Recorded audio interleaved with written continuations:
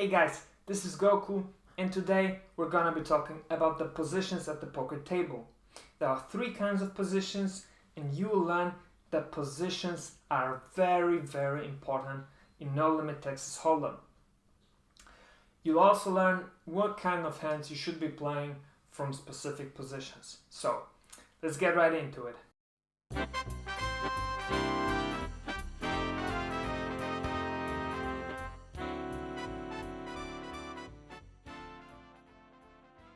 Nine max poker tables are the most common ones. There are 9 positions which are generally split into 3 groups. There are early positions, middle positions, and late positions. First we have early positions, which are the small blind, the big blind, and the under the gun position, or just UTG. Then we have middle positions, which don't really have their own names, so we'll just call them middle positions or MPs. And then we have the late positions. The first late position we usually call the cutoff -1 or CO -1. Then there's the cutoff or CO. And then there's the best position on the poker table, which is the button or BTN.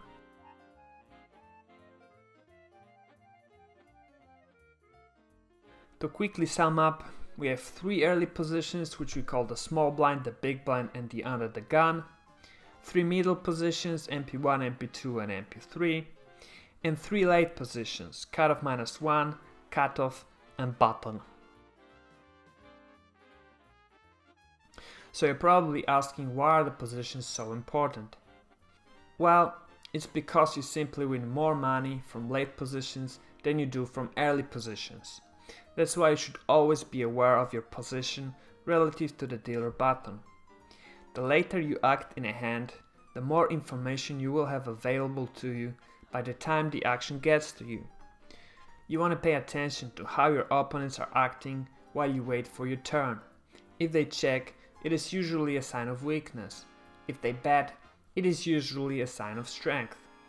Also, you want to pay attention to the size of the bet. Bet sizing is very important, and I will dedicate a whole video to it. But for now, just remember that the size of the bet is a valuable piece of information. Another thing you want to be aware of is the time it takes your opponent to make their decision. For example, a quick check may indicate that their hand is weak, and on the other hand, if they take a long time to check, it might indicate that their hand is actually strong and they're only trying to set a trap by checking.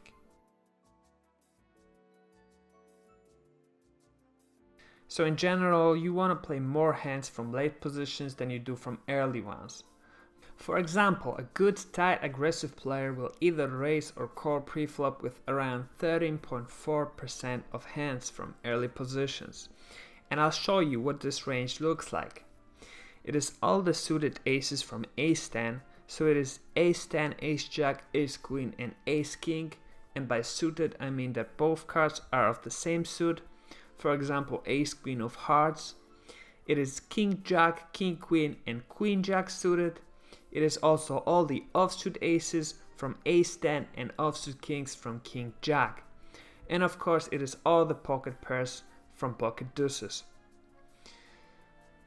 A good tight aggressive player will also play around 15 to 17% of hands from middle positions, and that's what a 17% range might look like.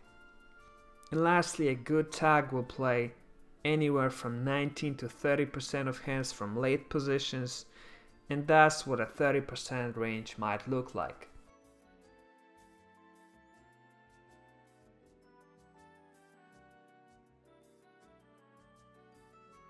In Texas Hold'em, we say we're in position in the hand when we act after our opponent, and we are out of position when our opponent gets to act after us.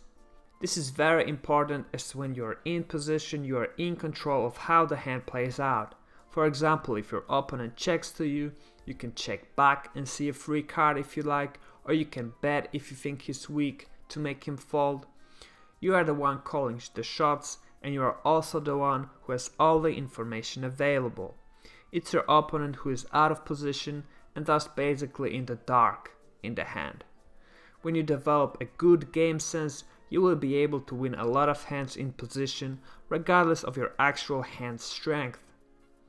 For now, just remember that you always want to play hands in position. Okay, great, let's sum up what you've learned. There are three kinds of positions on the poker table. Early positions, which are the least favorable because you'll be one of the first to act after the flop, and there will be many people that will act after you. So from these positions, you want to play the least amount of hands. You only want to play your strong and very strong hands. Then there's middle positions. You can play slightly more hands from these, but you still have to keep in mind that most likely you'll be out of position in the hand. And then there's late positions, and these are the ones that will bring you the most profit, as you will most likely be in position in the hand, and thus you should play the highest amount of hands from these positions. Remember, positions are crucial in No Limit Texas Hold'em, and hands can be won or lost based on position alone, so always pay attention to the positions at the table. Hey, thanks for watching this video. If you have any questions or comments, please go ahead and post them below, and I'll be sure to answer them as best as I can. If you enjoyed this video, please give it a thumbs up and subscribe to watch more videos like this in the future.